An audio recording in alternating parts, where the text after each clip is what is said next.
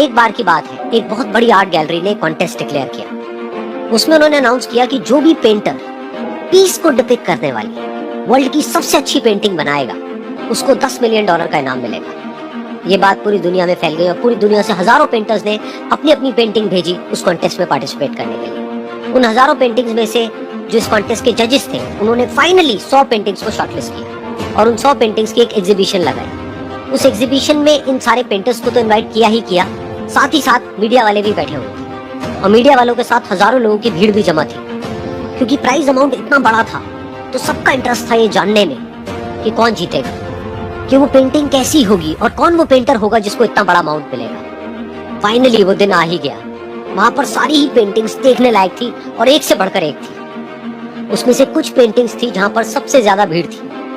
जैसे एक पेंटिंग थी जहां पर एक बिल्कुल साफ पानी की नदी बह रही थी जिसके पीछे कुछ पहाड़ थे, उसके ऊपर बर्फ जमी हुई थी और पीछे से सनराइज हो रहा था।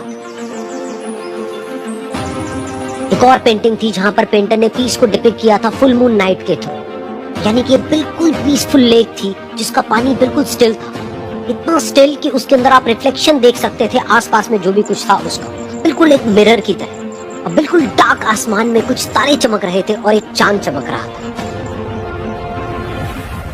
उसके अलावा एक पेंटिंग थी जिसमें बिल्कुल सफेद बादल थे, नीला आसमान था और बिल्कुल हरी हरी घास थी, यानी कि सारी ही पेंटिंग्स ऐसी जिसको देख करके ही मन शांत हो जाए।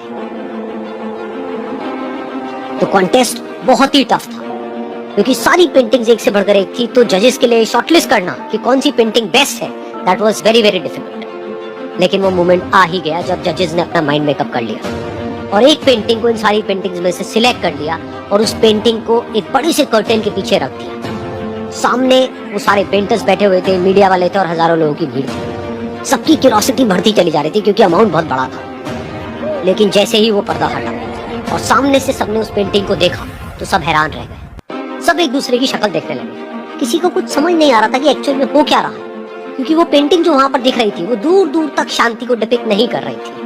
तो सबको लगा कि शायद उस आर्ट गैलरी से कोई गलती हुई है या जजेस से कोई गलती हुई है और किसी गलत पेंटिंग को वहां पे रख दिया है। तो कुछ पेंटर्स एक साथ गए, जाकर के उस आर्ट गैलरी के ओनर से मिले और जाकर के उससे पूछा कि क्या ये कोई गलती है, गलती से कहीं कोई गलत पेंटिंग तो आपने वहां पे नहीं रख दी। तो आर्ट गैलरी वाला थोड़ा सा मुस्कुराया और बोला नहीं, ये पेंटिंग बिल्कुल ठीक है, जजेस ने इसी पेंटिंग को सिलेक्ट किया है और यही पेंटिंग आज की विनर है। सारे पेंटर्स ये जवाब सुन करके गुस्से से भर गए और सबने मिल करके रिवोल्ट कर दिया। और ये देख करके सारे मीडिया वाले अपनी अपनी जगह से खड़े हुए और भागते हुए गए उस आर्ट गैलरी के ओनर के पास में और अपने अपने माइक्स उनके मुंह के आगे कर दिए। तो अगेन वो आर्ट गैलरी का जो ओनर था वो हल्का सा मुस्कुराया और उसने कहा कि मुझे कुछ बोलने से पहले एक बार इस पेंटिंग को आप लोग ध्यान से देखिए, थोड़ा पास से देखिए, शायद आपको कुछ ऐसा नजर आए जो दूर से नजर नहीं आ रहा है। क्योंकि आप सबने एक चीज तो देख ली कि इस पेंटिंग में आंधी है, तूफान है, चारों तरफ सब कुछ तहस नहस हो रहा है, आसमान में बिजली कड़क रही है, काले बादल हैं, ये सब तो आपने देख लिया।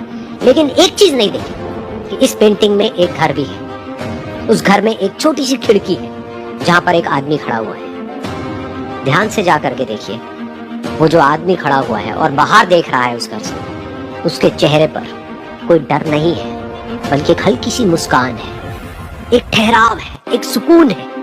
और यही है शांति का असली मतलब।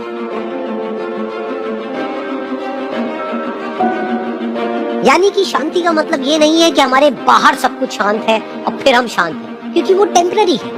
असली शांति का मतलब ये है कि हमारे बाहर चाहे जो कुछ भी हो रहा, हम अंदर से पूरी तरह से शांत हैं, हमारा मन शांत है।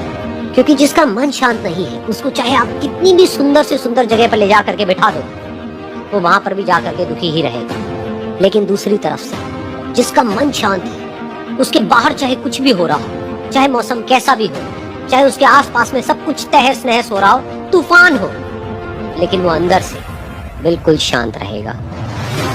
और यही है शांति का असली मतलब।